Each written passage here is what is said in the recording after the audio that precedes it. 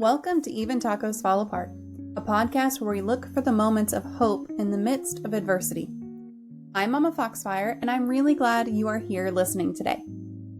It's the beginning of April right now, which can be a weird time for mental health. For some of us, spring feels like a fresh start. For others, the pressure to feel better just because the sun is out again can hit hard. April is also Stress Awareness Month, which feels appropriate.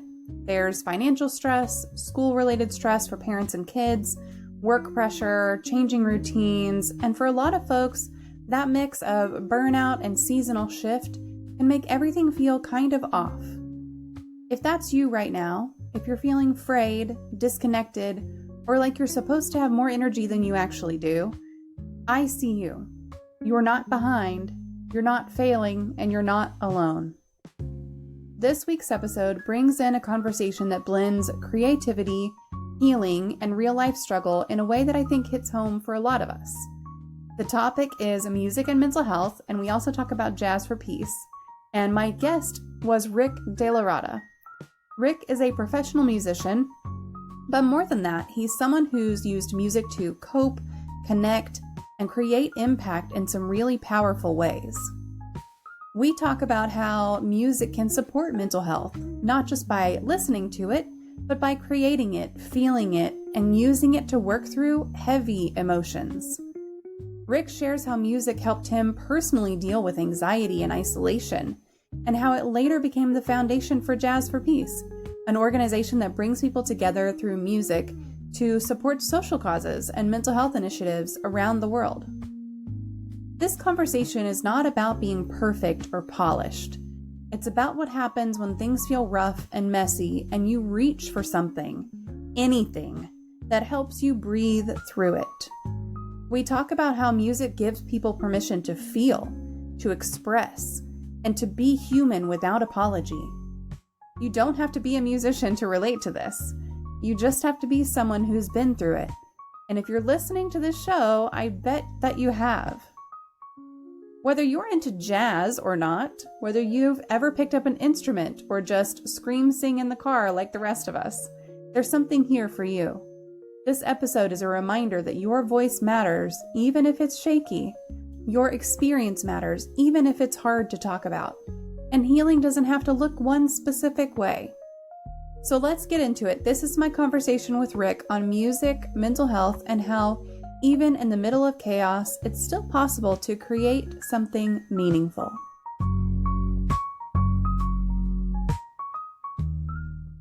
You're good. And I heard even that soft play, so. Okay, then we're fine. All right. Yeah. Hello, everyone. Welcome to another Mental Health Monday here on Even Tacos Fall Apart. Thank you guys so much for being here today. I am very excited for this conversation. We're going to be talking about music and mental health and Jazz for Peace, which is something that is a really cool organization, and I'm really excited to learn a little bit more about it. Our guest tonight is Rick DellaRatta, and I am so pleased, Rick, to have you joining us. Thank you for taking the time out of your day. My pleasure. It's great to be with you. Absolutely. So I'll tell you guys a little bit about Rick, and as always, I have some links, so if you are looking to connect with Rick, I'll go ahead and post those links to website and Facebook and LinkedIn and all of these different places that you can connect with him. I'll go ahead and post those into the chat so y'all have them there. Twitter, Instagram, and even a featured music link. So if you're looking to listen to anything, aside from what you might hear tonight, a little spoiler alert there, but aside from what you might hear tonight, feel free to go and check any of those out. But long known as one of the world's finest jazz pianists, Rick DellaRatta also began to receive major recognition as a composer when his symphonic piece Permutata was recorded by the London Symphony Orchestra at the Beatles' famed Abbey Road studios in 1999. And as a unique and important vocalist in 2004, he was included in a definitive listing of the greatest jazz singers of all time in Scott Yanow's book, Jazz Singers. Through his lifelong endeavor to help advance people to their highest potential through the understanding of jazz, as well as spreading peace worldwide through his Jazz for Peace World Tour, Rick is considered to be an innovator and a visionary, a designation that became known by many when he was included in the Foundation Center included by the Foundation Center in their list of the top musician philanthropists of our time, along with Bono, Elton John, Peter Gabriel, and Sting. So quite the list of accomplishments starting us off there. But I would love to know, Rick, what do you enjoy doing when you're not busy creating, composing, or performing music?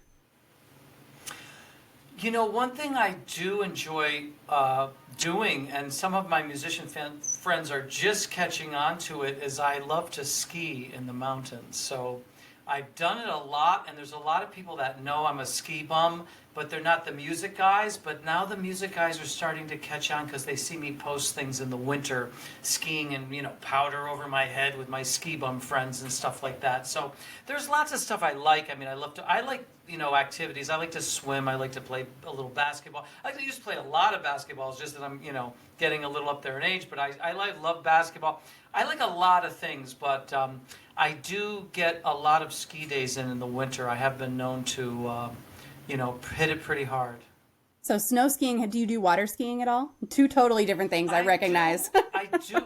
Yeah, I do it. I do it, but it's more of a recreational activity. Like I'll just, if I'm on a boat, throw the rope out and I'll go up. I like to slalom ski, and I've done it, but it's not like a everyday thing. It's not like a subculture, where you ride a bike to a ski bus, get on a ski bus, be on the first tram. It's like it's a ritual kind of, the snow skiing thing. Yeah. Whereas the water skiing it's just a bunch of guys on a boat. Let's since we're all on the boat, let's throw the rope out and see if Rick water ski or this guy or that guy ski. Yeah. It's fun. I like it.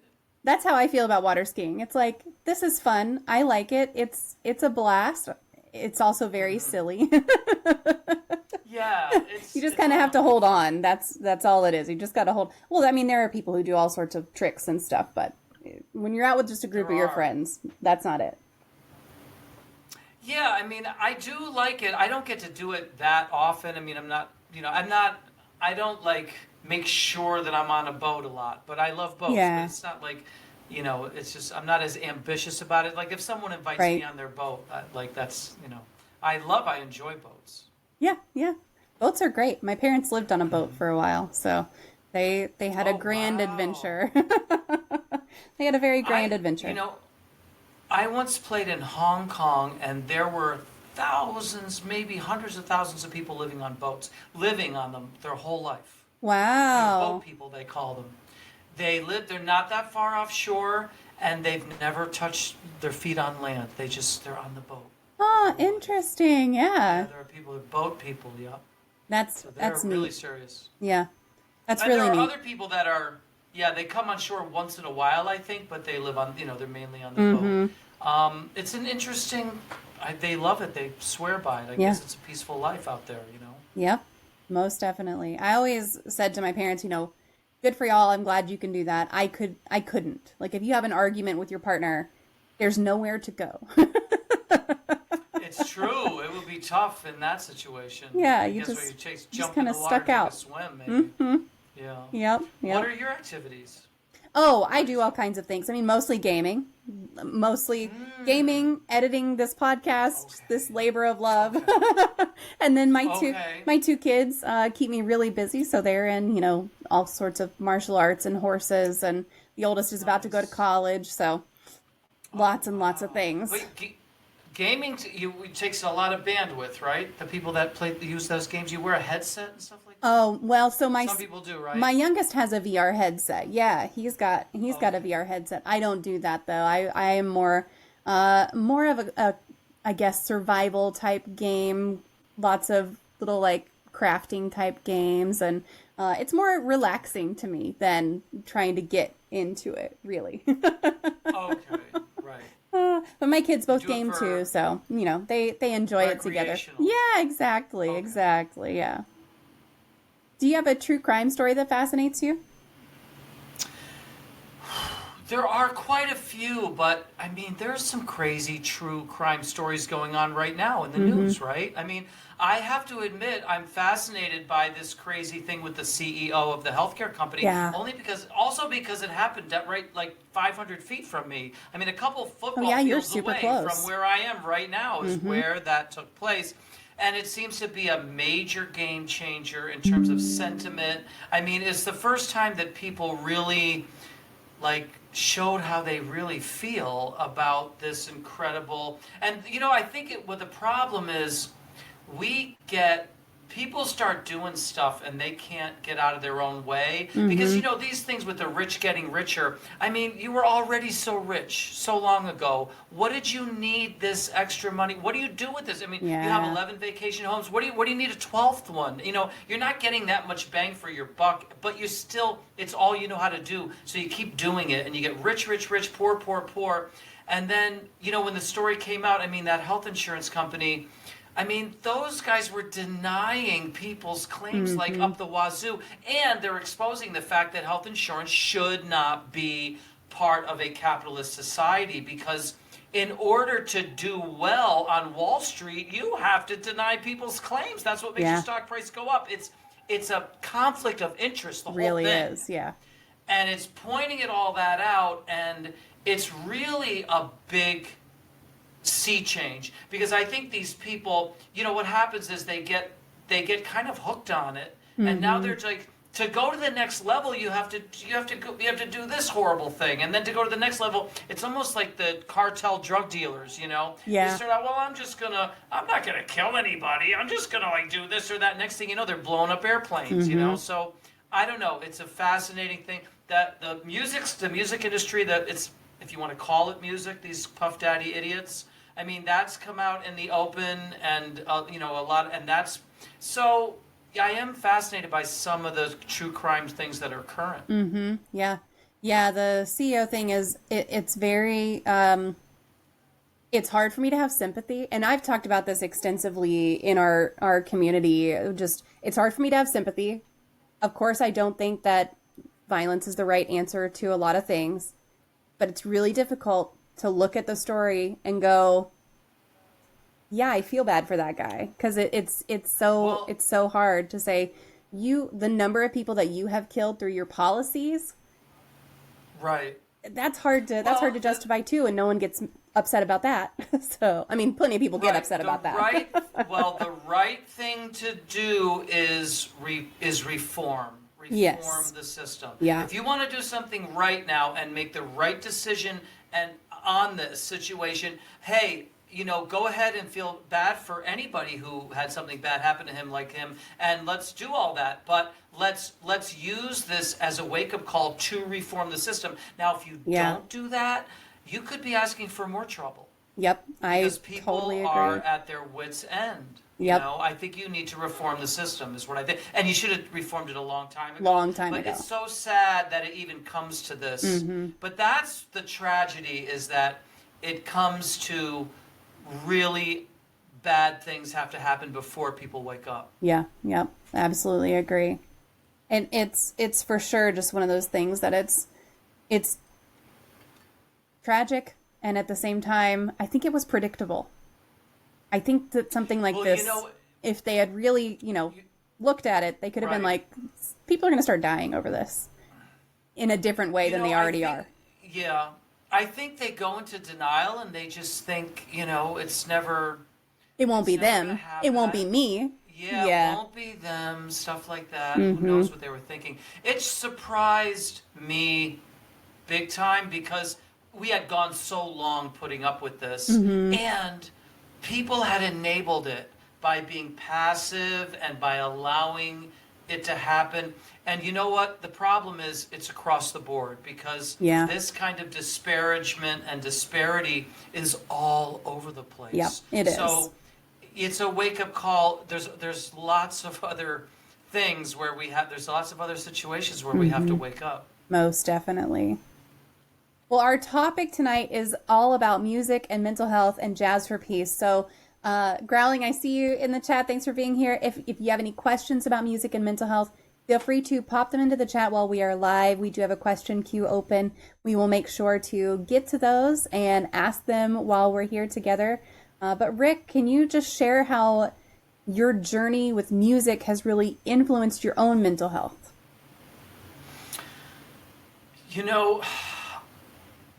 I was just like everybody else. I was like, Oh, those songs on the radio sound great. You would never equate music with mental health, or, just from the way we're brought up, our mentality. We're handed music as entertainment to sell products, but that's part of our ism. If you look historically, it's not that case. I mean, indigenous people, indigenous tribes, they used music in all sorts of different ways. And right now, I think, because some of the mental health shows I'm on are very popular. I see they get a lot of views, and I see that mental health is a big issue right now. And music is a huge part of it. I mean, I don't think I would have my mental health if it wasn't for my own musical connection. It's a spiritual connection that everybody should have with music. They should really take advantage of all that music has to offer, because I'll tell you something about music. It never lets you down. And good luck finding things that never let you down, Yeah. right? I mean, you can get burned everywhere you look right now on this planet. But I have to tell you, music has never, ever let me down. And you can embrace lots of parts of it. But I mean, I meditate at a piano. I do like Tai Chi type of things at a piano. So from a practicing standpoint, everyone should consider the possibility of having a relationship with a musical instrument. That is great for your mental health. And for children, it's an incredible stimulator of the intellect. And then, of course, you get into the listening aspects. You have a lot of options. I mean, I love the music, pop music and all that, but that's not all you have. Thus your options are way more, and you should explore them and find music that really takes you someplace and really, really does something for you. I would say music is a way to raise your frequency. And that's when I told you I skied. I noticed that when I go out on a mountain, if it's a really great mountain and it has incredible terrain and there's a lot of snow, it snows a foot or something, my whole frequency is raised to a higher level. And then it's really my day to screw up, because I'm leaving at such a high frequency, and I can use music to kind of keep it elevated, And it's a way to keep your frequency high without having to resort to things that could be addictive. Yeah. So there's a lot of mental health opportunities in music. I can't even begin. I can't understate that. Yeah. I really can't.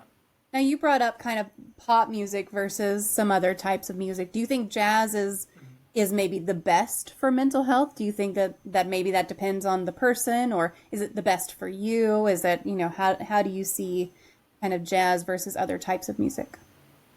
Well, I'll tell you a couple of things. One is that if you ever type in Rick DellaRatta, spell my name right, DellaRatta, and then you write famous quote into Google, you'll see a famous quote attributed to me. It's just something I said in an interview once, but basically all I said was, if we fill our souls up with our greatest qualities as human beings, right? If we fill our souls up with creativity, with artistry, with intellectuality, with humanity, with all of these qualities, if we fill our souls up with them, we will have a better chance at avoiding the behavior that leads to destruction. Now you can do that across the board. I mean, that's going to help your mental health, If you're feeling down, you could do that. Now, the second thing is, I was once asked to write an article on what makes me happy for a print company, and they wanted me to list 5 things. And I just put, find a blank that works for you, because I'm not really a writer per se, so I thought this would be an easy way to do it. I just wrote that sentence 5 times, and I'm like, I'm going to stick 5 things in here. And I stuck in these 5 things, and one of them was philosophy, That was the first one, and I didn't know that. I didn't know that till I did it. Sometimes you find something out about yourself, when you have to write it down, you wouldn't know. But I didn't know philosophy was so important. I just put philosophy first, but then some of these other things, a hobby, an activity, I forgot all 5 of them, but I think the last one was just social interactions, whatever. But I looked at those 5 things, and I was like, if I did those if I put those 5 things into a day, it would be pretty positive. By the same token, if you fill up your soul with those qualities, man, you have a really good chance of getting through that day, without a train wreck. And here's the catch. A lot of music has great qualities, but the art form of jazz has all of when I listed all of our I could find them all. So people used to say to me, "Why jazz? Why jazz?" Well, one reason is all of those qualities are in the art form of jazz. Mm-hmm. So that's a positive. You want to give yourself the best chances. That's a high percentage play, and you've got all those qualities in jazz. So that's one big positive. Yeah. Was jazz something that is that kind of where you started your love of music? Was there anything else that inspired you just on your musical journey, or has it just always been jazz for you? I would have to say definitely not, but I started out improvising. So I was like about 6 years old, and a piano came in on Christmas Day into the living room, and I assumed that it was brought by Santa. So I was like, if Santa went all that trouble, it would be disrespectful for me not to figure this out. I love that. Yeah, I just felt like, how did he do that? If he did all this, because, it couldn't fit down the chimney, had to come through the door, and the reindeer, and I better figure this out on my own. So I was improvising right from the get-go. I wouldn't know what you'd call it. I doubt you would call it jazz, but it was improvisation, and jazz is very improvisational. So I started out in a jazz sort of sentimentality, simply because I was improvising on my own, playing and listening, and I was doing it secretly. Now, then I got to, put in piano lessons, which introduced me to classical music, which came next, And then, of course, there was the music that my friends were listening to on that. And so, of course, I love that music. And so really jazz didn't come until after I kind of opened up a drawer in a library by accident. I saw all these records, and really my situation was if I couldn't walk away from it, I had to walk towards it. And so, I couldn't walk away from my own experimentation when I was 6 years old. I'm like, I'm not going to experiment just because my mother put me in lessons. So I didn't walk away. I kept improvising. But then I was like, this teacher's showing me these Bach and Beethoven, and I can tell that they're pretty advanced guys. I can't walk away from them, I can't walk away from. And the jazz thing was like, man, I don't know what this is, but I cannot walk away from it. Yeah. So I had my hands full. That's great. That's great. My 11-year-old really loves all genres of music, but he will pass, we'll flip through and we'll land on the classical station because it's one of my favorites, and something will be on. We'll listen to it for a while, and one morning we were listening to it while we were waiting for the bus because it was pouring rain, so I drove down to the bus stop with him, and we're sitting there and we're listening to it, and he said, I don't know why more people don't like classical music. It's just incredible. I'm like, that's right, it is.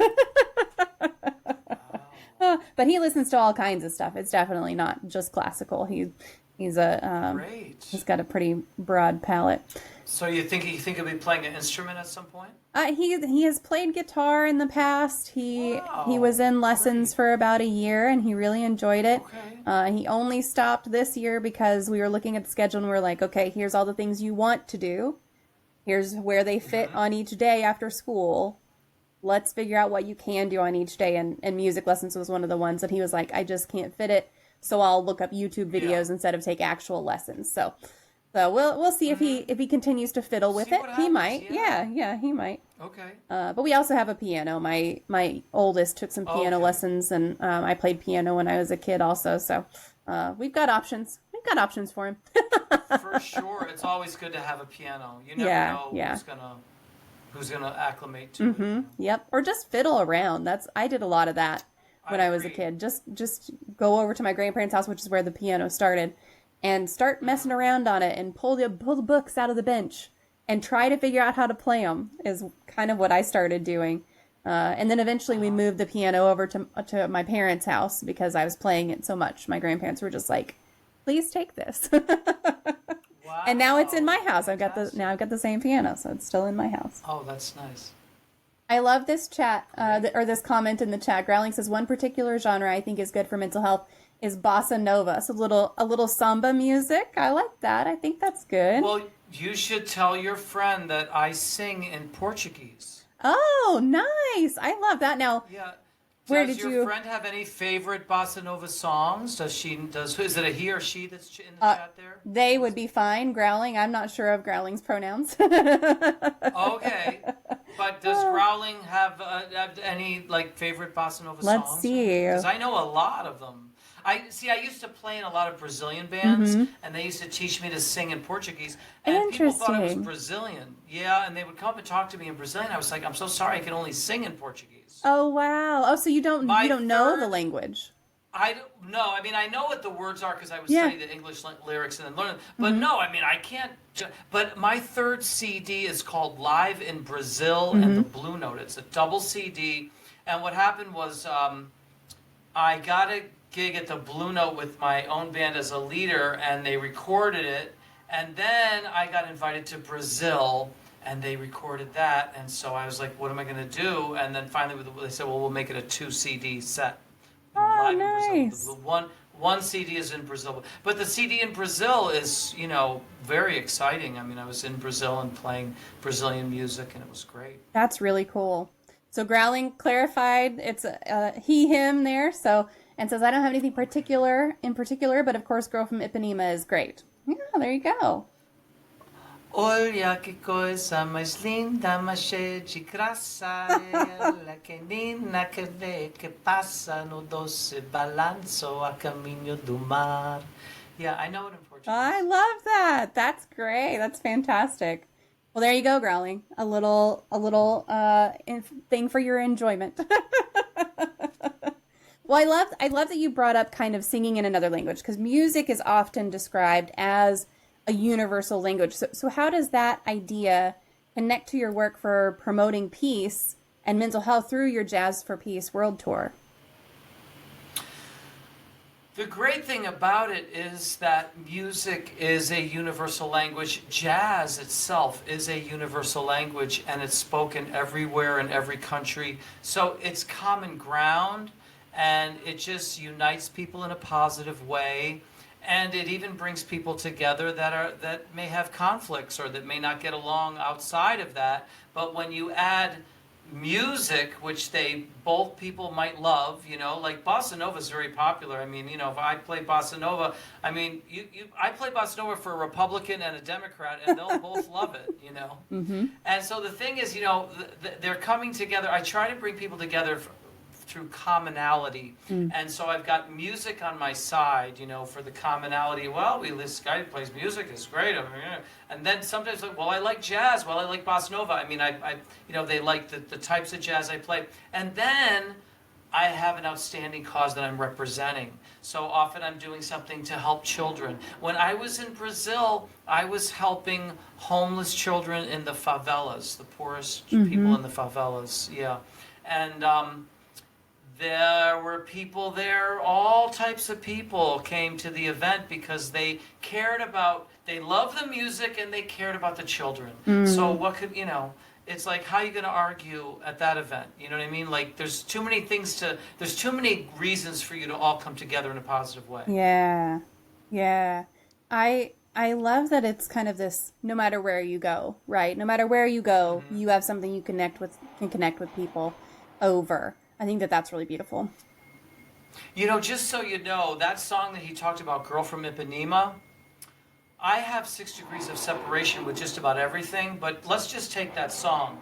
I played a gig once in Italy, and I almost missed the flight because I kind of was partying and hanging out after the gig and with the musicians and having a great time. And then I was like, oh my God, I got to catch this flight immediately because I had a gig in New York right when I got off the plane. I had to go to a gig.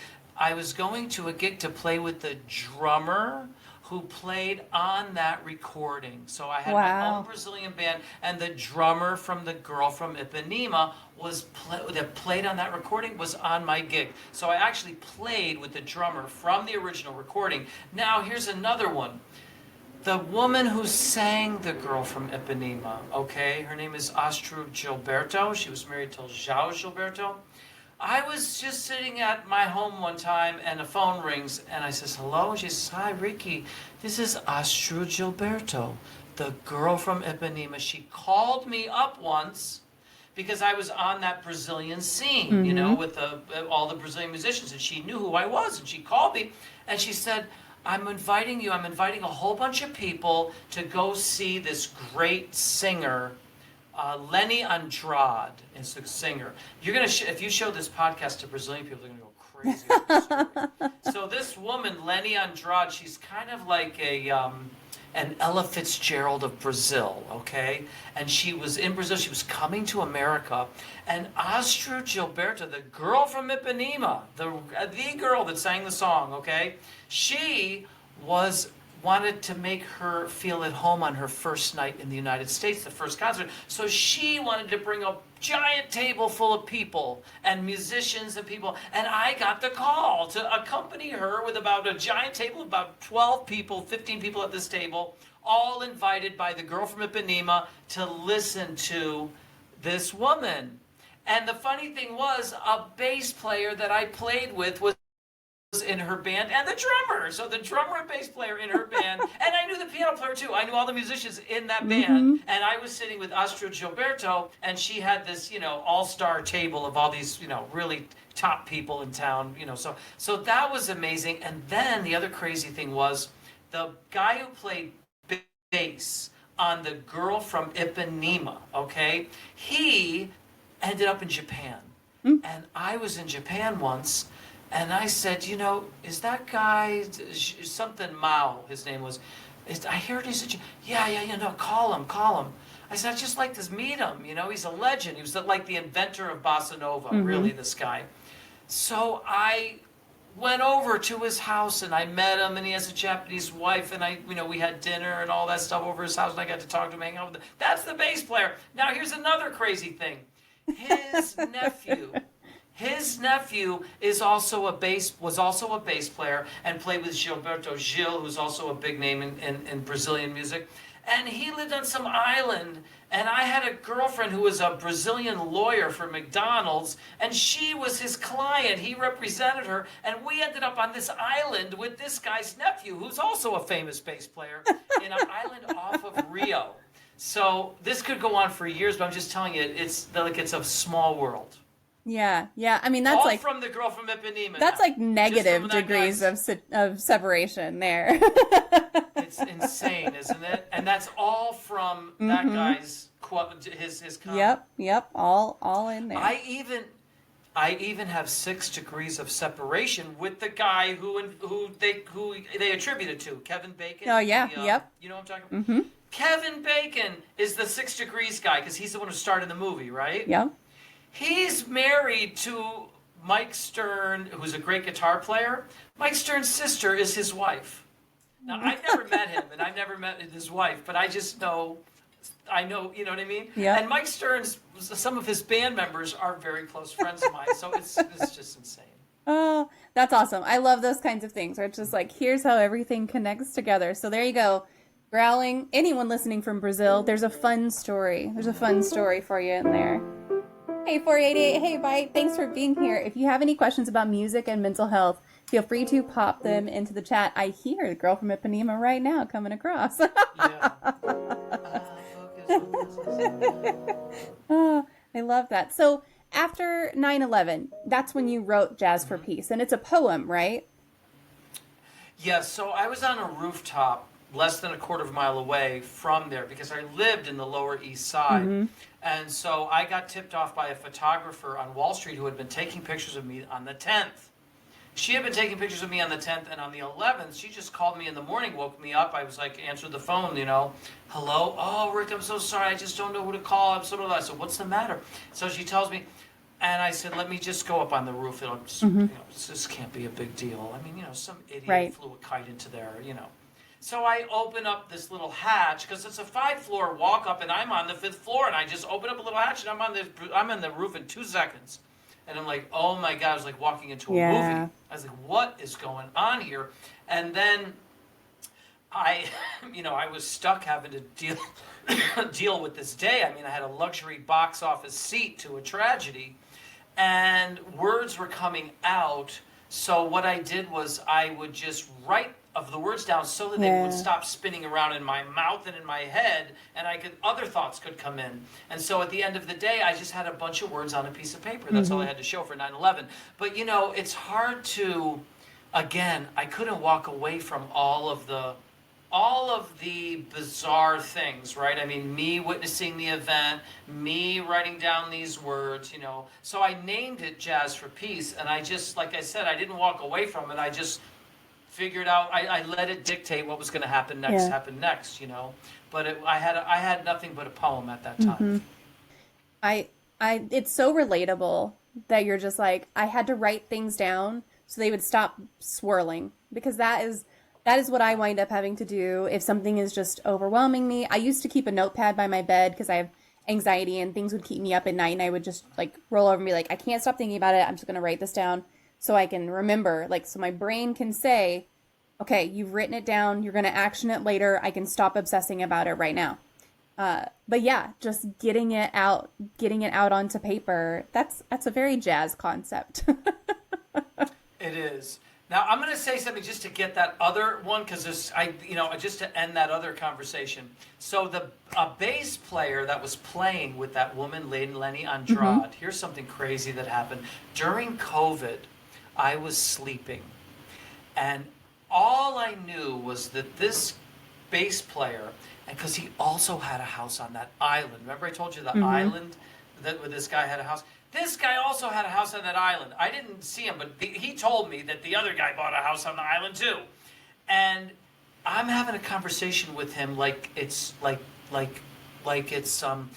we're 3 inches away from each other, right? And I keep wondering, why am I having a conversation? I haven't seen this guy in like 8 years, and why me? And why is he talking to me? And we're having such a conversation, and then I'm like, you know what? I don't even think I'm awake. I was like, I'm talking to him for an hour. I'm like, I don't even think I'm even awake. And then all of a sudden, I'm like, I'm not awake. What is going on? So now I finally wake up, and I'm like, that is so strange. I turn my computer on, and I go on whatever it is. And I clicked on Facebook, and there was a post that he had passed away. Oh, wow. During the night. So during the time that he was passing away, I'm having a conversation with him. Yeah, wow. That's the other bass player. Yeah, that's that bass player. So, I don't know. All right, so back to this now. So so now we're on. All right, so here's a great question from chat. Bite Mark is here. She would like to know, what is your favorite poem? Well, I'm not really, I only wrote one poem, first of all, and I almost felt guilty because when I wrote the poem Jazz for Peace, I basically didn't know what to do with it. And the whole place was closed down.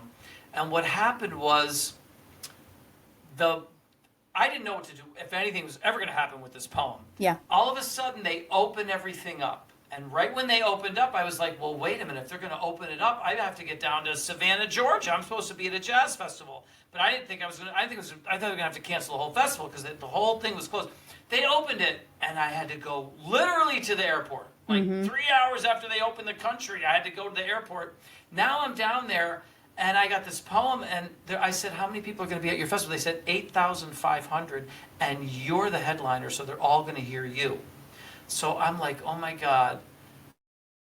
Because I don't know, the only thing I could think of to do with this poem was recite it, right? And here I am. I only wrote one poem in my whole life. Poor Edgar Allan Poe, right? These people, I mean, they died, they a tortured life. These poems, nobody listened to their poems. My poems would be heard by 8,500 people. That's the first poem I ever wrote. So, I did feel bad for every other poet in the world. But this poem got 8,500 people heard it, and then it resonated like crazy. Now, I don't know if she wants to hear. I could recite the words if you wanted to hear them. Sure, I would love to, yeah. Well, I would do it. If I do it, it would be something I make up at the piano. I don't know what it would be. Okay. I'll just make it up. Okay, let's see what happens here.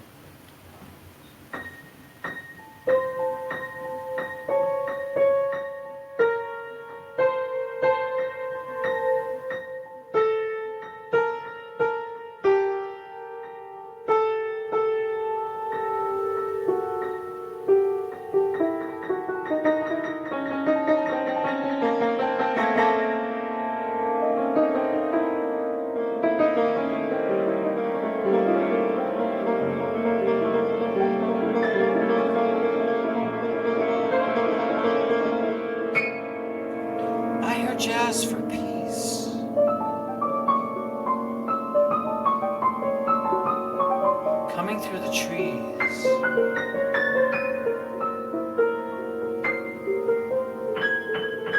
And in my heart, it fills me like a celebration.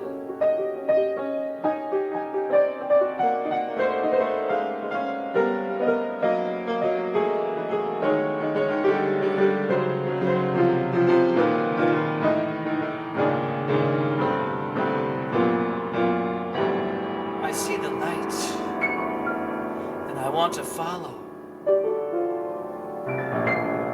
Inspired by the past contributions of those that came before.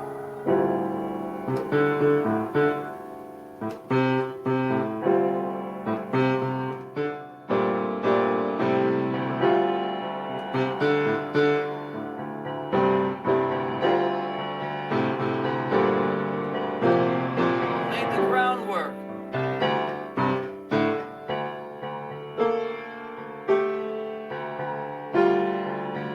This universal language that is a gift for all mankind.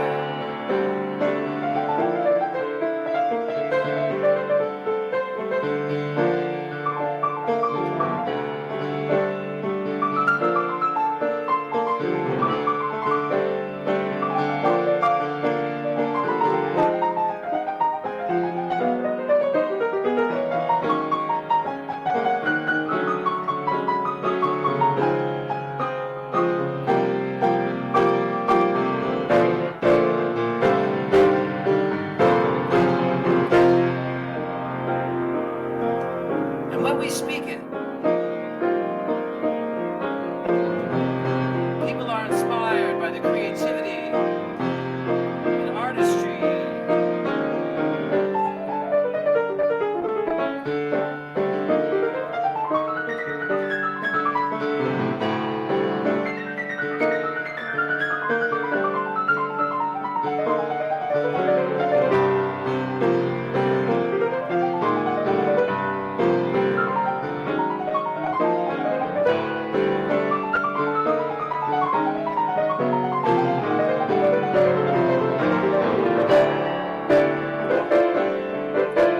It stands for peace,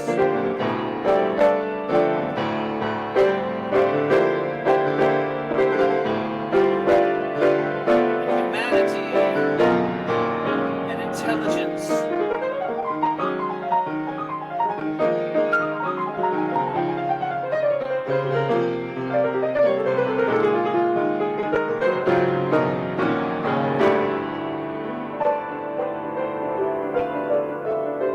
It leads to reaching potential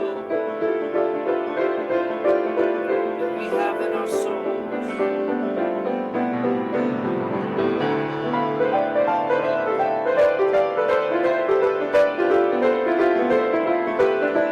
So we can raise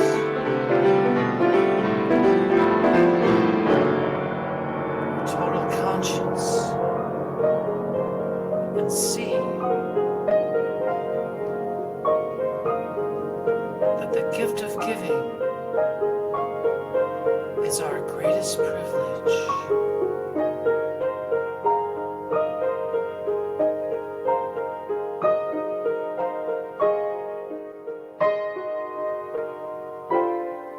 I hear jazz.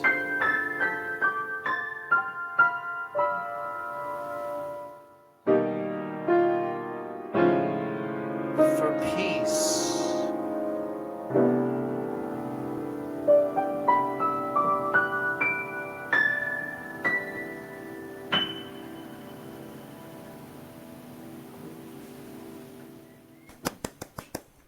That was great. I think that's probably the best, or at least the most involved response we've had to Bite Mark's question on the show, for sure. That was beautiful. I love it.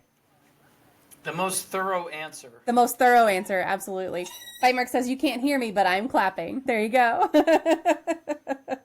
Yeah, you'll get lots of clapping that we can't hear from that. That's really cool. So that's it just kind of came to you while you're up there.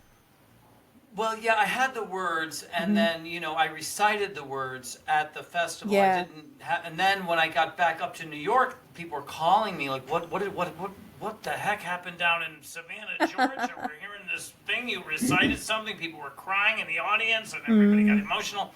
And I told them, and then they were like, could you put that to music maybe for our concert? Because I had another concert coming up. Maybe you could put it to music, they said. And I thought, well, maybe I could. So I put it to music. It was more like, it wasn't what I played here, because what I do right now, I just made something up. Like, whatever I did now can only be heard on your show, because I don't know what it was. I can't repeat it. But at that time, I had a quartet, that I had to bring, so I wrote a kind of a little thing, and I recited it. I just wrote some chords down for them to play underneath me, and while I recited the poem that way.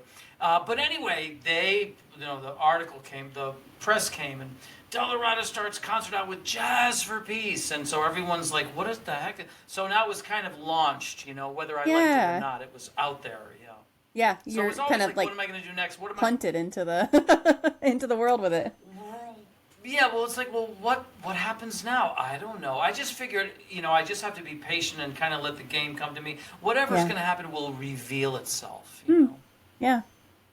Now, you said that people were, in tears, and this was right on the heels of 9/11. So did that help shape your understanding of kind of music's role in processing trauma and grief, especially as a collective? Well, I did know from playing a lot of music and a lot of bands and a lot of styles and traveling all over the place that, music did have this power, and it was going to have to play a role if we were going to straighten this thing out, the arts and culture. And I still believe that the arts and culture are way underutilized. But, who am I, little old me, But if they ever, considered my advice, we might get somewhere, because unfortunately, I'm probably right. I'm just not, in a position of power to exact it on the, mandate it or something. You're going to mandate something, mandate arts and culture, do that. But, it's, it has so much ability to do so much good. That's the thing. And so I started to realize it, because after that, I was like, well, what am I going to do next? And I thought, well, I'll play a few concerts around. And then I thought, well, you know what? There's probably a few outstanding causes in New York City. There's got to be about 12 or 13 out of 18 million people. It's going to be about 18 outstanding causes. But there's like 80,000 registered nonprofits in New York. And some of them are, nonsense, but a lot of them, some of them are really good. They're really great people that really want to make a difference. And so I started playing concerts, trying to figure out who those people are and help them. So while I was doing that, I was telling my manager, listen, could you just call over to that United Nations and just tell them about me and tell them I want to put together a multicultural, And, she kind of looked like me like it was crazy. I said, look, just do it in your spare time. I don't know what I'm going to do, redirect you here and direct you there and give you the runaround. I don't know, but just... can you do that for me, just once in a while? And then, months and months later, she said, she was telling me about some gigs I had coming up. And she was like, okay, you're going to be in Paris here, and then you're going to take the drummer from Paris, and you're going to go to Italy, and you guys are going to play with an Italian bass player. Then you're going to go to Luxembourg, and that's going to be solo, and then someone's going to pick you up and drive you to... And I was like, oh, and that United Nations thing, yeah, they want to do that. And I said, if they want to do that, you have to make sure one musician is Israeli and one is Palestinian. Yeah. That's what I said. I don't care where the rest of them are from. The other ones, they can be from Texarkana. They can be anywhere. I said, they got one, as long as one, and I said, as long as one is, and I said, because I knew that I had played with, Israelis and Palestinians before, because they come here to play like everybody else. They come to New York to study jazz. So, and they don't have any problem that I ever saw. I never saw them have any problem with each other on the bandstand, and certainly didn't at the United Nations. But so that happened, and then the benefit concert series happened, musical instrument donation. We just start thinking, what can we do? And then, educational things in the schools, blah, blah, blah. And we racked up a bunch of, we scored a bunch of goals, Yeah. I love that you took this thing and you were just like, how can I help? because, we started off this show kind of by talking about how some people get really greedy with stuff, right? And they're like, I'm used to doing it this way. Who else can I screw over to get that next step up? But you kind of did the opposite. You were like, I've had this success. How can I help other people? You know what it is? One thing does lead to another. So that's where everybody gets in trouble. Mm-hmm. So with the greed thing, they bite that apple, and and that might be fine at the beginning, mm-hmm. but the problem is what it leads to. Yeah. Eventually it leads to another step in that direction. Mm-hmm. And as you get further and further down that rabbit hole or off those train tracks, that's when it gets more and more distorted, more and more perverse. But in this direction, it gets more beautiful and wondrous. Yeah. You know what I mean? It's like, oh my God, I'm at the United Nations. I'm bringing Palestinians and America. I don't care if anybody else thinks it's a big thing. I think it's a big thing.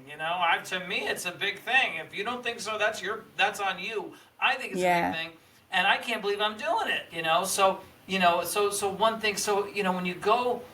I think it's a good idea to try to get yourself going in the right direction, because when you do something bigger and bigger, it's better. Yeah. It's more, it's making it better. Whereas in the other direction, like I said, you're going to get yourself in some crazy scenario where, how are we going to, we're going to report record profits by, denying, you know what I mean? Yeah. By doing the wrong thing. And Yeah, this can be reversed. It's definitely just the complete opposite. That wasn't planned, y'all. We weren't planning to have that be the juxtaposition here, but here we are.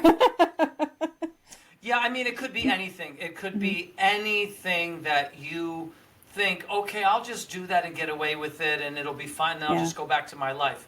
But it's for some reason or other.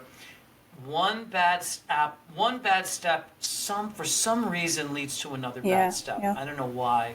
And these people get further and further. But when you watch a movie, you ever see these mafia movies, at the end they're whacking everybody. Mm-hmm. You know what I mean? At the beginning they're just doing little petty crimes here and there, but by the end they're paranoid and they're whacking, Yeah. So, and when you look at this problem in the music industry, these people are poisoning each other. I mean, in other words, it escalates and it just gets crazy, absolutely nuts. Yeah. So you want to go crazy in the good direction. In the good direction, if you're gonna go crazy, Yeah, for sure. Now you're a composer and a performer, and I know that the creative process can come with a lot of emotional highs and emotional lows as well. Is that something that you've experienced, and if so, how do you navigate that? Well, here's a book. It's called Paving the Path for Peace Through Music, where you can read this book and really figure out how I did navigate it.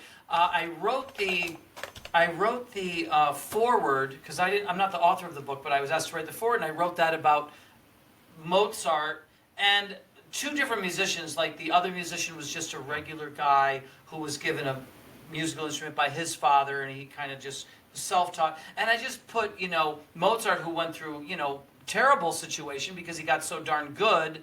He was intimidating to the archbishop, and you have these issues. Envy, greed. See, we were talking about greed just now, but you know what? I hate to say it, envy's even worse. Envy is more destructive than greed, and envy is all over the arts. So what happens, you do something, you advance, but now you're causing envy by the few people who do appreciate what you're doing, envy you, and now they want to destroy you. So there's a lot to navigate. And I was on a podcast a few hours ago where people wanted to help me they wanted to know if I had a problem, and they were going to help me with it. And these people were praying for me on a podcast like 3 hours ago. I rarely do two of them in one day, but this was just the way it was scheduled. And this collage, I want you to see when it comes out, they're literally trying to heal me, because I was telling them I wake up with the burden of our world on my shoulders when I wake up in the morning.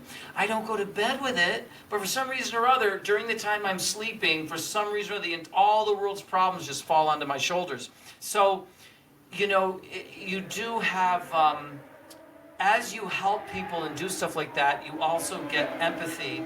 And then you have to navigate your own issues, because it's treacherous in the arts. It really is treacherous, and you got to dodge all those bullets. and you get hit by a few bullets here and there. You're not going to dodge everything, and so you have to really have to be cognizant to not lose your brain. To go crazy yourself during the process. Yeah. I love that you went from a praying podcast to this one. What a wild difference. Yeah, this guy, they were a couple, and that's what they do. They heal. They try to heal people. I love live that. On the air with everybody watching. That's really cool. I've Good never for done them. anything Yeah. like it before. Yeah, that's a really cool phenomenal. concept. From New Orleans, and they love jazz because they're from New Orleans. Okay.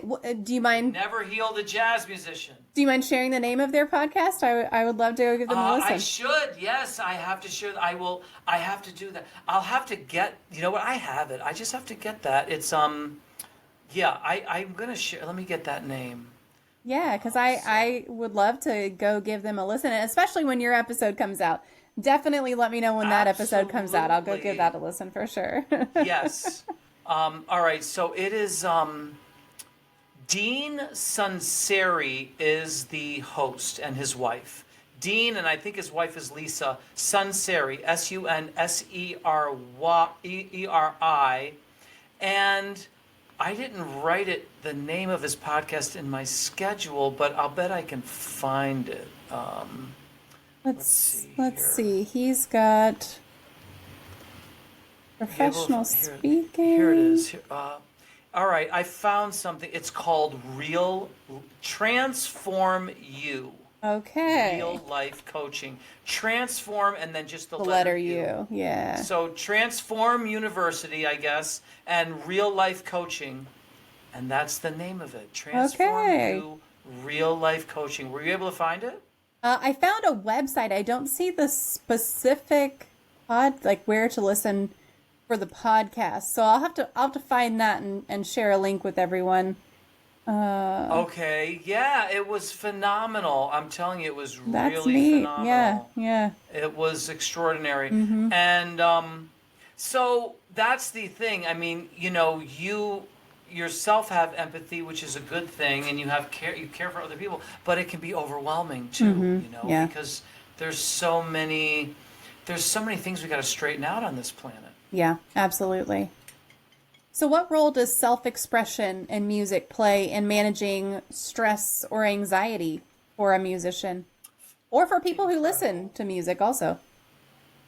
Well, I mean, for the musician, I mean, in my opinion, if you are a musician, you have at any moment, you can just tune out, sit down with your instrument, and you know what I mean? Allow all of that stuff to come, just create another, it's like a safe space, and it's an enlightening space, and it's you can really transform yourself at any moment with music. Just sit down and play and just be at one with your instrument. So for the musician, it's phenomenal if they take advantage of it. Mm-hmm. Now for the person who's not a musician, I would absolutely say that you can, like I said, if you're willing to explore music and find things that really work for you, absolutely, you can, put on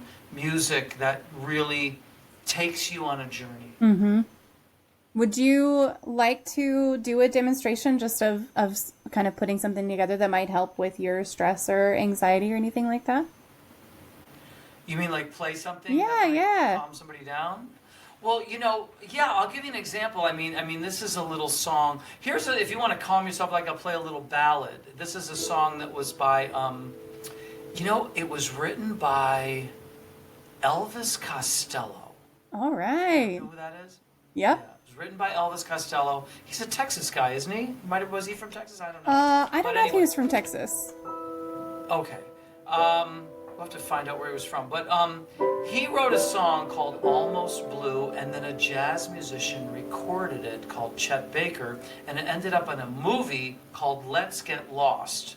And I ended up playing at a club here in New York called Birdland, and the girl I was seeing at the time, my girlfriend, she was sitting at the bar, and she kept saying, the people kept saying, why doesn't he play more Chet Baker? Because they liked the way I sang. They thought I sang like Chet Baker. So I ended up learning, more things that he did. So this is a song called Almost Blue, and this might have a calming effect. Let's see what happens.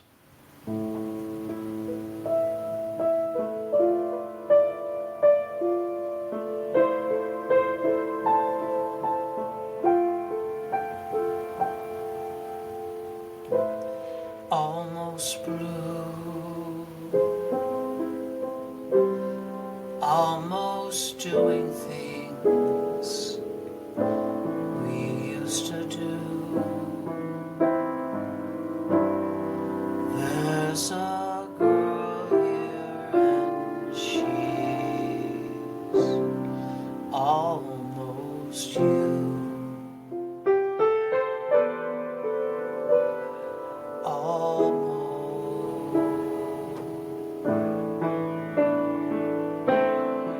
All the things that your eyes once promised, I see in hers too. Now your eyes are red from crying.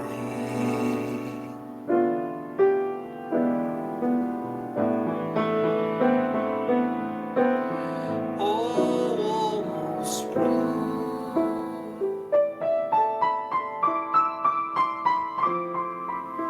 flirting with this disaster became me.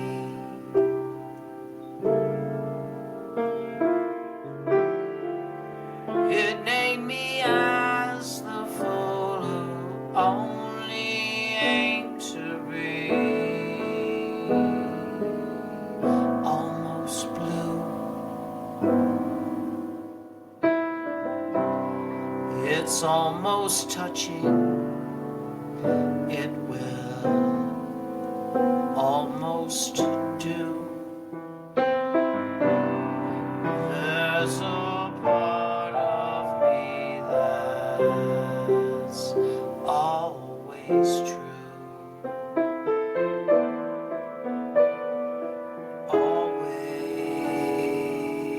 Always. Not all good things come to an end now. It is only a chosen few. I have seen such an unhappy couple.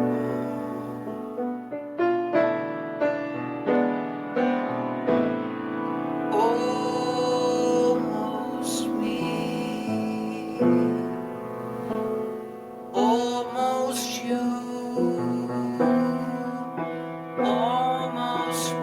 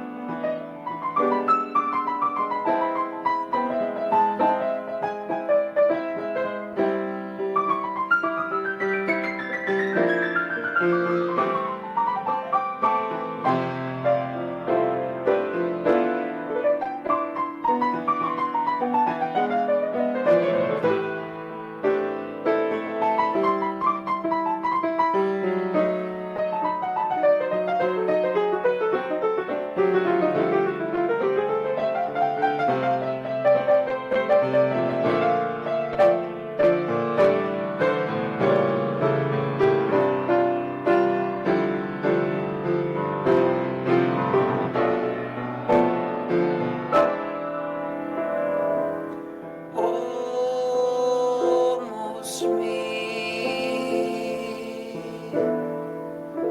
almost you,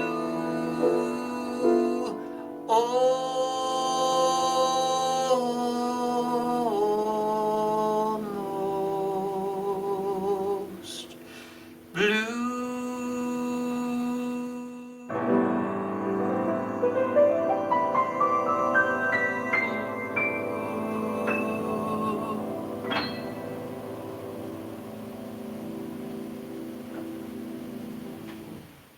I could definitely see how that could have a calming effect on somebody. It's interesting. Sometimes, you just get into the music part of it, and sometimes you get into the lyrics part of it, and it's like you take away probably what you need from it, or what your brain is reading into it at the time. But yeah, that's really a nice one. Thank you. Yeah, very pretty song. Yep, and beautifully played. Oh, thank you so much. Appreciate it. Absolutely. So how do you balance the emotional demands of creating and generally performing with your mission of spreading peace and just kind of this general mental health awareness? Well, I really just want to keep putting the example out there that we can redefine peace by helping our outstanding causes, because when you help an outstanding cause, if it's the right cause, if it's a cause that really cares about their mission statement, you're reaching everybody that in their outreach, So you're solving a problem for today, and when you solve problems for today, you actually stop the problems for tomorrow.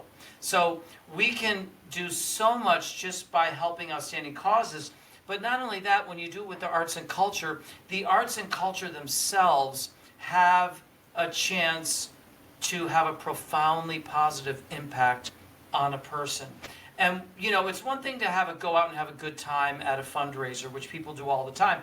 But when something affects you in a profoundly positive way, that's a game changer. Because we've studied people who have been affected in a profoundly positive way by let's say, the art form of jazz. And it had a positive effect on their whole life. There are people, we studied a guy named Charles Black who had attributed his achievements to the art form of jazz. And they said, how is that? And he said, well, he was a young kid and he happened to hear a jazz band in his town growing up. And Louis Armstrong happened to be the trumpet player in that band. And he was fixated on the trumpet player, and he said, he decided that person was a genius after he left that day. He was a young kid.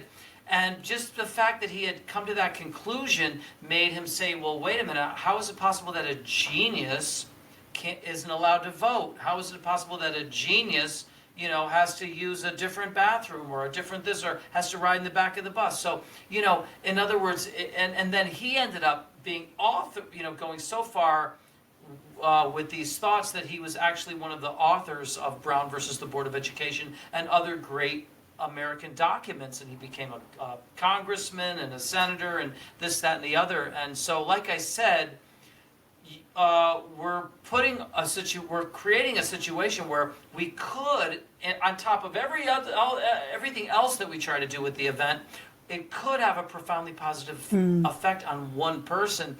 And imagine all the good that kid is going to go out and do if that happens. Yeah, absolutely.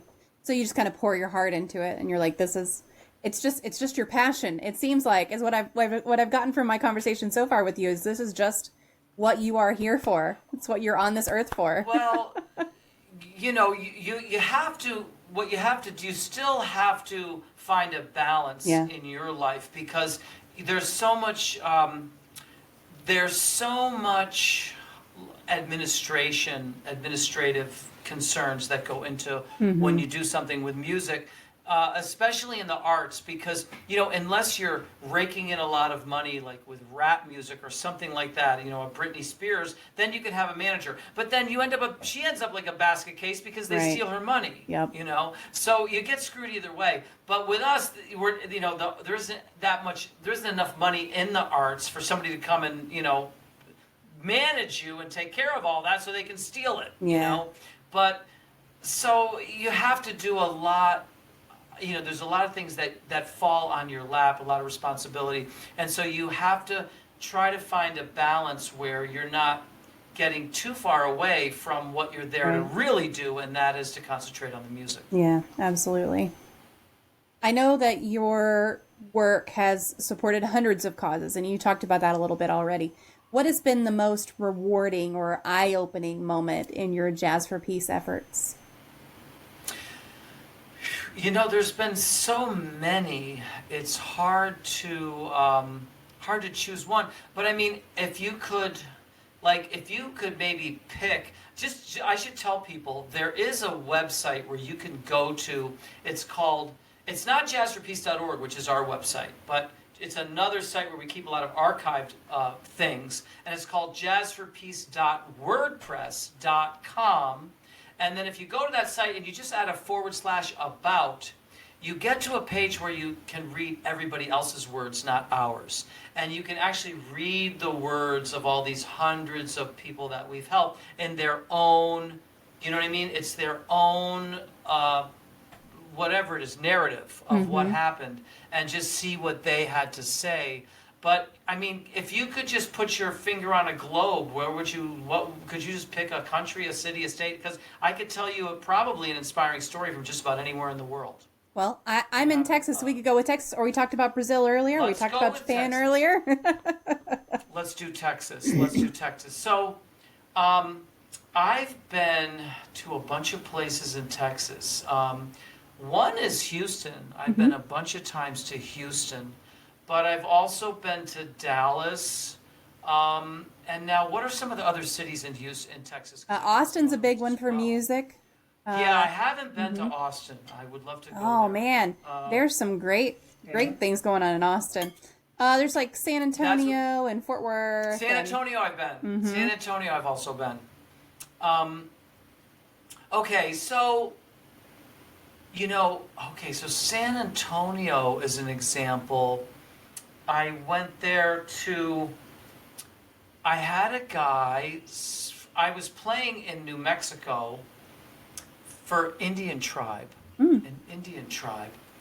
and the bass player, the drummer's name was Louis Speaking Eagle, because he was an Indian, and he was a drummer. And Louis Speaking Eagle had connections in LA, so sometimes I would play in LA, and Louis Speaking Eagle would pick me up at the airport to play there. And then sometimes I would play in San Diego, and people from that Indian tribe would pick me up at that airport, and I'd stay at their house with their family, and they'd take me to the concert and all that, because they had people there, because they remembered I helped their tribe so much. And this bass player, for some reason or other, has something going on with San Antonio. So he kind of connected, got the musicians together and this, that, and the other. And I did something in San Antonio in a bakery, and I gave away a drum that I actually brought on the plane to a music school that is a percussion school, a samba school. It's a samba school. And I gave that guy a drum, and there's a picture of it on our instrument donation program. So jazzforpeace.org/instrument donation. I don't know, PDF, HTML, PDF, whatever it is. But there's been a bunch of them in Houston. And in Houston, there's a blind drummer. This guy is blind, and he is absolutely amazing. He's an incredible drummer, and he's blind. And it's almost spiritual playing with him. It's almost a spiritual connection, because we just kind of, he can't see me, but we hear each other. And I almost close my eyes when I play with him too, so neither one of us can see each other. And we just kind of make some kind of a magical connection. I mean, if you ever want to see me play somewhere, Houston's a good place because of that drummer. I love that. Yeah. And I've helped out a bunch of different causes, and then there was a little jazz club, and sometimes I would have the concert in that jazz club so that I could bring all the people in there to do the fundraiser, and then I would stay and be the entertainment in the club for the night. So after the fundraiser would end, the general public would fill the place, and I would do a couple of shows for them. Yeah. So just kind of spreading that wherever you can, just spreading that awareness and enjoying the music, I'm sure. Well, yeah, I mean, it was just the way it came together, you know. It was just the way it came together.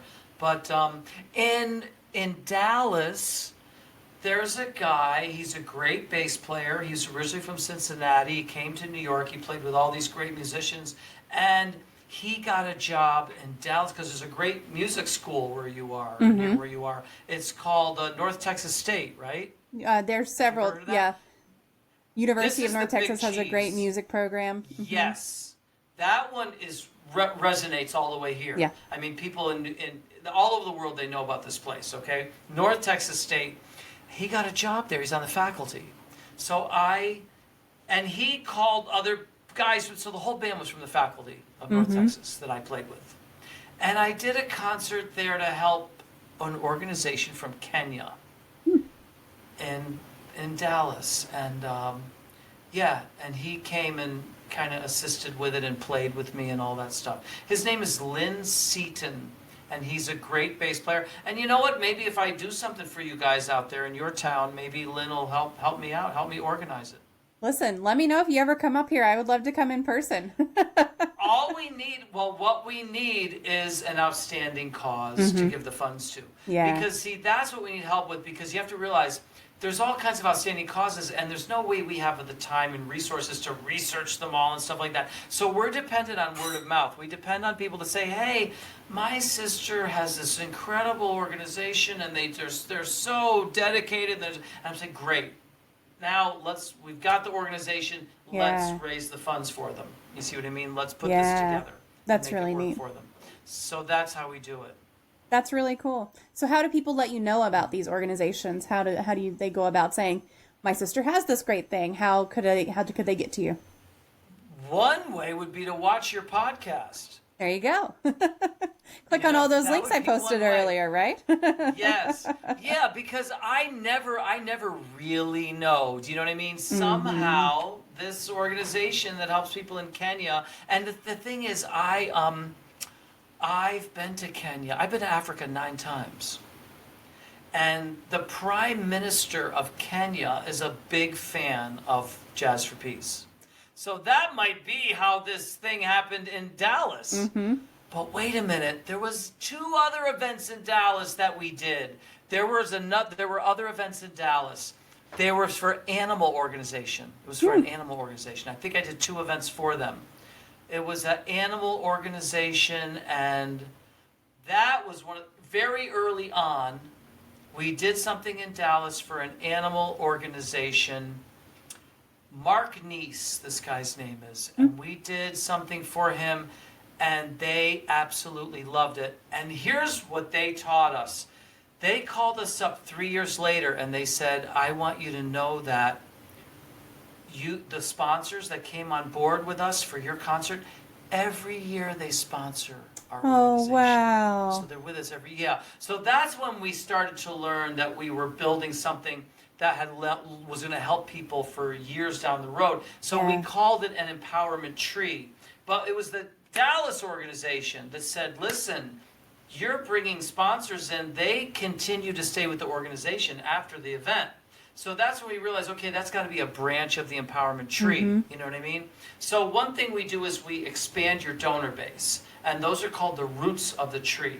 And then we have these branches, and one of the branches is local business sponsors. And like I said, the local business sponsors for Dallas would stay with them. So we knew we could do that for other organizations and give them long-term partnerships in the local community. Now, once you have all that set up, the next branch is publicity and awareness. So not only is the organization more unified, okay, from the event, like I said, the roots of the tree, they're more unified, and they're broadening their donor base, but they're also more sponsored and they're more publicized from the publicity and awareness, But then there's other branches like new and prestigious supporters. So they become more prestigious because they're associated with a world-class artistic, they're associated with what some people call one of the most significant cultural events of our time. And now your organization is associated that permanently, Wow, Jazz for Peace is behind them, you know what I mean? So you're more prestigious, and we're able to bring prestigious people to that event, So in other words, we were able to bring so-and-so or somebody from Dallas, you know what I mean, to that event. That was, a big cheese. They're like, whoa, how did you get this guy? Well, we got him because we're Jazz for Peace, and you are doing some good things. So we went to the guy and said, listen, listen, listen to us, because that's who we are. We're all over the world. You check us out. But we want you to support them. And then they said, well, gosh darn it. They're right, Mike. Why didn't you tell me? I'm telling you now. Yeah. Get over this, and they come over there, and they meet them, and they support them, So again, we want you to be more publicized, better funded, more, more prestigious, more befriended, more sponsored than ever before. And that is our goal in terms of a helpful step forward for every organization. That's really neat. I actually know a great animal organization that's local, so I'll have to go on and see if I can submit that one and get you guys to come back to Dallas so I can attend. Exactly. Tell them about us, and I will. Most definitely. All right, well, we're coming up on the last couple of questions, so folks who are here in the chat right now with us live, feel free to pop any last minute questions you might have for Rick. Or about music and mental health, or Jazz for Peace, or anything y'all want to ask about, and we'll get through these last couple questions here. What is your favorite life hack? Now, I thought, I had trouble coming up with something, because the first thing that came to mind, this is a funny story now, but because it could be a goofy story, right? I think. Oh, of course, yeah. Okay, well, this is very goofy. Well, I'm a ski bum, I told you, and I'm actually the founder of Jazz for Peace. I'm also the founder of Ski Bums for Peace. And I'm going to see these guys in a few days, because I'm going out to Utah to ski with all these guys. Now, my first year there, I met these guys, and they said, well, what is your job? I said, my job is to ski. That's what my job here while I'm here. That's what I'm here to ski. And, oh, my God. So they took me this place and all these crazy places to ski. Anyway, at the mountain I was skiing at, we have people from Sundance that come to Snowbird Alta, where I ski. But a lot of my friends live in Provo, and they ski at Sundance, because that's where they grew up. They have a season pass there. So these Sundance people come in to visit us. We had something called a magic jacket. Now, this was a jacket that had a ticket on it, okay? But the ticket had never been pinged. It had never been clipped. You follow me? Yep. So what we do is, anyone who comes visit us, he wears the magic jacket with the ticket on it. Now, we try to get him up. Our goal is to get him up the first chair of the day, high enough to where they no longer check your ticket, because they already checked you at the bottom. Yep. You see what I mean? Now you're at the top, and now he can ski for free all day at the top. Yeah. And then he just skis down at the end. And we had this, and so what we do is, these guys were, I wasn't the expert, they were the expert. They had like a list of the lifties' names. Yeah. And this is crazy now. All the lifties they had on a list, and we'd look at the list and we'd check the lifties. Okay, that guy there, he smokes pot, so you got to give him a joint. This guy here, you got to give beers. Sometimes they'd have a new guy, and we like, what are we going to do? If it's a new guy and he's not on the list for anything, there's no way to bribe him, we have to run interference with that guy. So what we would do is, a couple of us would go in front and start ruckus. Start fighting each other. We'd act like we don't get along. We're flying over the line, and we're running into knocking over people with their skis. And this guy comes over to figure out what the fuss is all about. And that guy goes up the lift. You get on. The other guys are on the... Yeah, because the other guys are on the payroll. You know what I mean? So the other guys get their joint and their beers, and he goes up and gets past this guy who's assisting us. You idiots, would stop fighting with each other. That kind of thing. And I'm sorry, sirs, we're so sorry. But as soon as we see the guys on the list, we apologize profusely. Oh, yeah. Then you're friends again. All good. It'll never happen. Yeah. And, I'll tell him, this guy's, it's his fault. He's a jerk. We make all kinds of stuff up, but they call it running interference. So that was our hack, but we got 85 days out of one. Wow. Yeah. Yeah, I mean, don't tell anybody at the resort, but we got this magic jacket, 85 days, nobody got, and then somehow it got pinged, somebody screwed up and they snapped a ticket. But anyway, that was the hack, the magic jacket. That's great. I like that. Well, speaking of magic, it is time for the magic moment. So if you could wave a magic wand and eliminate one common opinion or misconception or theory surrounding mental illness, disabilities, or talking about mental health, what would it be? If I could do that, I think it would be, I believe that mental health can be addressed by raising the frequency of the person who is debilitated and raising his frequency with activities and with things that enlighten him and raise him out. Because even though you have something wrong with you, if you constantly are embracing all of these good things, you can give yourself, again, a better chance not to get pulled into the vortex. A lot of people with mental problems, they're susceptible to getting pulled into a vortex. That's what it looks like.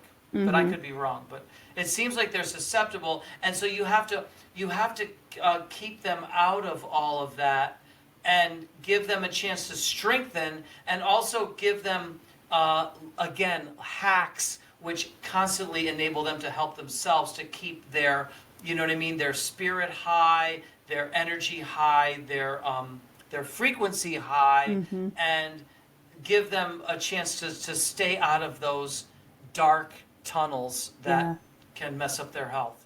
And you know what? Society's not doing its job to do that. Society's making people crazy. Yeah. And we need to be doing the opposite. Yeah. I think that's very true. Very true. Well, Rick, thank you so much for joining us here today to talk about music and mental health. This has been a lovely, fun, fantastic conversation. So thank you just for taking the time. My pleasure. So glad you enjoyed it. And likewise, had a great time, Mama. MommaFoxFire. Thank you. Yeah, and I'm going to share all of your links one more time, your website, your Facebook, your LinkedIn, all those good things. And while I'm doing that, is there anything you want to talk about that maybe we didn't get a chance to cover, or anything like that? I'll just kind of give the floor to you for a minute. Well, I would like to say that Jazz for Peace has evolved from all of these achievements. We now have really good ideas to solve our world's problems if anybody wants to listen to them. Like for example, because we've been working with Israel and Palestine for so long, we actually have a proposal that was voted 96% of Israelis and Palestinians and the rest of the world voted 96% in favor of our proposal, which would put a stop to that situation. But there's other ones too. We have a philanthropic, we want to have a philanthropic economy that is trickle up, okay? That doesn't mean you have to get rid of the trickle down economy, but it can run parallel, because the trickle down economy is it's out of balance. I mean, the rich people are the ones getting all this trickle. I mean, nothing's trickling down to us. But if you have a trickle up economy for philanthropy, you can offset it and you can address a lot of the problems created by the trickle down economy. Other problems, I mean, you can take you can take the technological advances and you can use them in a way that benefits society by helping to give people the opportunity to find their own superpower and benefit our world by finding the passion within inside people that is what they're meant to be, and giving them a chance to do their good deed for our world and enrich themselves by doing it. Yeah, I love using the money that's being made by AI, because people don't have to do those jobs. So in other words, our journey has led us to solutions. Yeah. Well, thank you so much for this conversation, Rick. I really appreciate it. And this has been just an absolute pleasure. Thank you so much. Anytime. All right, everybody, give me just a minute to disconnect with Rick. I will be right back. Stick around. And Bite Mark says, thanks for being here. Also, I had a good time. Excellent. That's it for today's episode of Even Tacos Fall Apart. I hope something in that conversation with Rick hit home for you. Whether it was the idea of music as a safe space, or just hearing someone else talk honestly about anxiety, self-doubt, and trying to find your footing in a world that doesn't always make that easy. One of the big takeaways for me was how something as simple as picking up an instrument or even just listening to the right song at the right time can remind you that you're still here. you're still capable of feeling, connecting, creating. That doesn't mean it fixes everything, but it can get you through the next hard moment, and sometimes that's enough. We also talked about Jazz for Peace, and honestly, the concept of using your own passion to give back, that's something we can all take with us. Whether it's music, art, writing, gardening, or just showing up for people in your life, your voice and your presence matter. You don't have to be famous or flawless or put together to make an impact. And look, if today was a rough day, or if you're in a season where things feel like too much, I see you. You're not doing it wrong. You're just human. Sometimes staying present and breathing through it is the win. If you liked this episode, or if you've gotten anything out of this show in general, I'd love for you to hit that like or follow button. Subscribe wherever you're listening. Leave a quick comment or review. Those actions are free, and they really help more people find these conversations, especially those who might need to hear that they are not alone. You can also find me on Instagram, TikTok, Facebook, all the places. Search for MommaFoxFire, search for Even Tacos Fall Apart, you should find me. And you can support the podcast through my Etsy shop, through Patreon. There's lots of different ways you can. Go to tacosfallapart.com to find out. Thanks again for being here, for listening, for showing up in whatever way you can. I'll catch you in the next episode, and until then, take care of yourself.